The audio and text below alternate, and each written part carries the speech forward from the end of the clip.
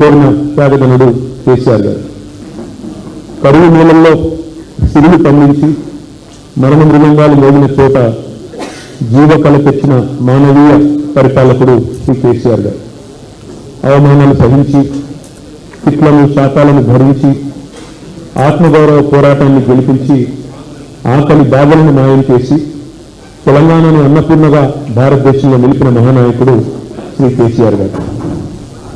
ఇవాళ అట్లాంటి కేసీఆర్ గారి గురించి వినాశకాలే విపరీత బుద్ధి అన్నట్టుగా రెచ్చిపోయి వాగుతున్నాడు ఒక అహంకారి. అధికార మదంతో మిడిసిపడుతూ బలుపు మాటలతో విర్రవీగుతున్నాడు.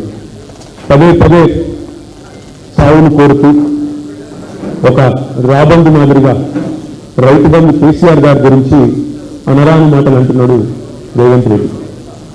ఉరి తీయాలి అని మాట్లాడుతున్నాడు. కేసీఆర్ గారిని హరీష్ రావు గారిని ఉరి తీయాలి అని మాట్లాడుతున్నాడు. ఆ మాటకొస్తే మరి కాంగ్రెస్ పార్టీని ఎన్నిసార్లు ఉరి తీయాలి? ఆ మాటకొస్తే కాంగ్రెస్ పార్టీని ఎన్ని రకాలుగా ప్రజలు శిక్షించాలి? దాని లోతుల్లోకి నేను ఈ నిమిషానికి పోను. కానీ బాగా అనిపిస్తున్నది తెలంగాణ వాదుల గుండెలు ఇవాళ రగులుతున్న మాట వాస్తవం.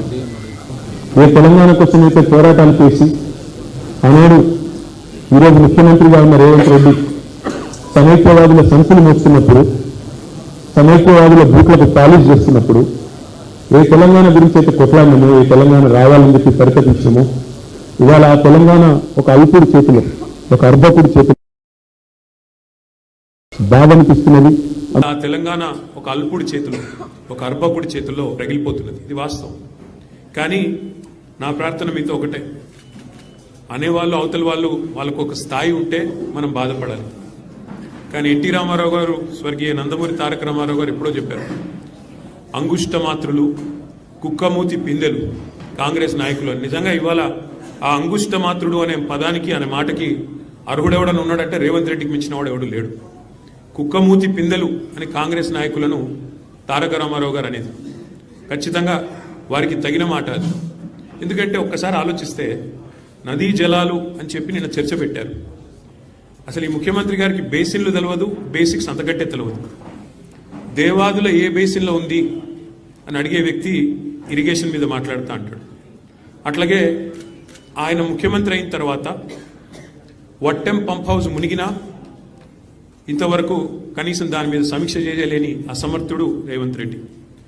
ఎస్ఎల్బీసీ టన్నలు తన అవినీతి వల్ల కుప్పగొలితే 8 మంది అందులో సజీవంగా జల సమాధి అయితే ఇంతవరకు వాళ్ళ శవాలను కూడా బయటికి తీయలేని ఒక అసమర్థ పరిపాలకుడు రేవంత్ రెడ్డి.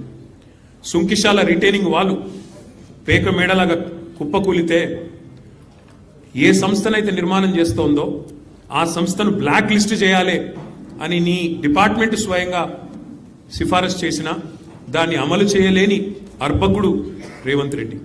అట్లాగే ఆయన పరిపాలన గురించి ఒక మాటలో కట్టే కొట్టే తెచ్చే అన్నట్టు చెప్పాలి అంటే ఏమున్నది పరిపాలన గొప్పతనం ఈ 2 ఏళ్లలో?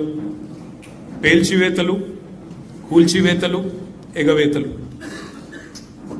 మనం ఎన్నో చూసాము చరిత్రలో. కానీ ఇంత చెత్త ప్రభుత్వం, చెక్ డ్యాంలను పేల్చేసే చెత్త ప్రభుత్వం బహుశా భారతదేశంలో కాదు, ప్రపంచంలో ఎక్కడ ఉండదు.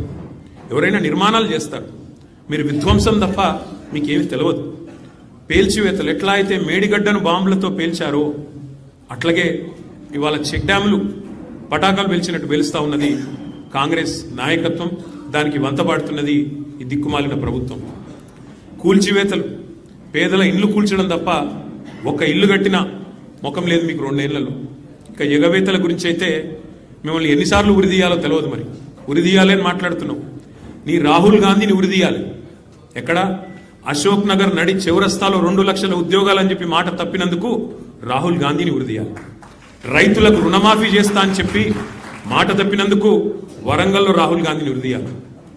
బీసీలకు 42% రిజర్వేషన్ అని చెప్పి మాట తప్పినందుకు మీ నాయకత్వాన్ని, కాంగ్రెస్ నాయకత్వాన్ని, రాహుల్ గాంధీని, రేవంత్ రెడ్డిని కామారెడ్డిలో ఉరిదీయాలి.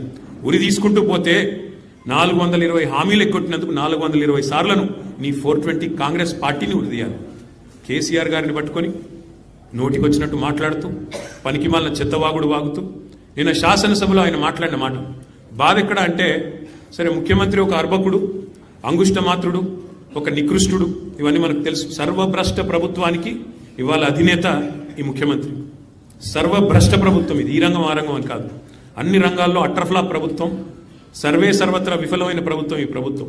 కానీ బాధాకరమైన పరిస్థితి ఏమంటే, అందరి హక్కులకు కస్టోడియన్లా ఉండాల్సిన స్పీకర్ గారు ఇవాళ ఆయన బడివే అనే మాట మాట్లాడితే కళ్ళప్పగించి ప్రేక్షక పాత్ర వహిస్తుంటే ఏమనాలనో అర్థం కావట్లేదు. ఇది పార్లమెంటరీ భాషనా, ఇది ప్రజాస్వామిక భాషనా? మాకు అనరాదా ఈ మాటలు?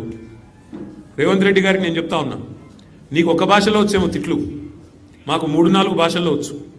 తిట్టాలనుకుంటే మీ తాత జేజమ్మలు దిమ్మె తిరిగేలాగా తిట్టే శక్తి మాకుంది. కానీ ఇంత నికృష్టంగా, ఇంత అల్పంగా, ఇంత దారుణంగా మీరు ఏదైతే వ్యవహారం చేస్తున్నారో, ఇది ఎందుకు చేస్తున్నారో మాకు తెలుసు.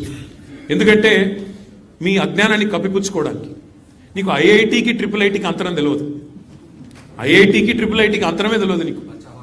నీకు బచావత్కు బ్రజేష్ కుమార్ ట్రిబ్యునల్కు తేడా తెలియదు. నీకు అసలు కృష్ణా బేసిన్ ఏందో, గోదావరి బేసిన్ ఏందో తెలియదు. నీకు అసలు తెలంగాణకి ఏం కావాలో తెలియదు. నీకు తెలిసిందల్లా ఒక్కటే, దోచుకోవడం, దాచుకోవడం తప్ప నీకు తెలిసింది ఏమీ లేదు. ఒక అజ్ఞానివి, ఒక ఉష్ట్రపక్షివి నువ్వు. ఏమనుకుంటున్నావు? నిన్న చెప్తున్నాడు ఆయన, తెలంగాణ కోసం అంటే ఈ మహానుభావుడు ప్రాణాలు ఇస్తాడంట. నువ్వు తీసిన ప్రాణాలు చాలు, నువ్వు తీసిన ప్రాణాలు చాలు. ఇప్పటికే 836 మంది రైతులను పొట్టన పెట్టుకున్నాడు రేవంత్ రెడ్డి వచ్చిన తర్వాత. 100 మంది పైచిలకు ఆటో డ్రైవర్లను పొట్ట పెట్టుకున్నాడు. 100 మంది పైచిలకు గురుకులాల్లో పిల్లలను పొట్టన పెట్టుకున్నాడు. 48 మంది నేతన్నలను ఉసురు పోసుకున్నావు. ఇప్పటికే నువ్వు తీసిన ప్రాణాలు చాలు. నువ్వు ఆనాడు తెలంగాణ వాదుల మీదకి, తెలంగాణ బిడ్డల మీదకి తుపాకీ తీసుకొని పోయి తెలంగాణ ఉద్యమాన్ని అవమానించింది ఎవరు మర్చిపోలేదు. ఇవాళ ఏదో పేమెంట్ కోటాలో అదృష్టం బాగుండి అడ్డిమారి గుడ్డి దెబ్బలో ముఖ్యమంత్రి అయినావు రేవంత్ రెడ్డి. నీ వాగుడు, నీ అల్పబుద్ధి ప్రపంచం మొత్తం చూస్తూ ఉంది. ఒకటి మాత్రం వాస్తవం, నీలాంటి వ్యక్తుల వికృతి